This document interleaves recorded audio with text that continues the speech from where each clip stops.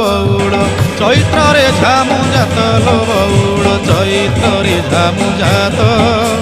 ତେର ଭକତିଆ ଦଣ୍ଡ ଗଡ଼ୁଥିବେ ତେର ଭକତିଆ ଦଣ୍ଡ ଗଡ଼ୁଥିବେ କରିଥିବେ କାଷ୍ଠାବ୍ରତ ଚାଲ ଚାଲ ସଖୀ ଯିବା ଦେଖି କାକଟପୁରକୁ ଯିବା ଦେଖି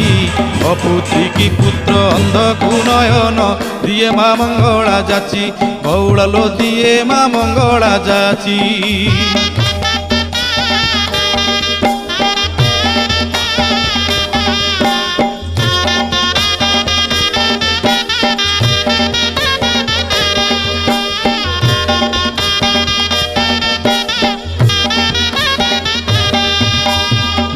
ଦୋଳ ପରେ 21 ଦିନ ପୀଠରେ ଲାଗିବ ନାଟ ସଙ୍ଗାତ ଲୋ ପୀଠରେ ଲାଗିବ ନାଟ ଗୁପତ କୋଠିରେ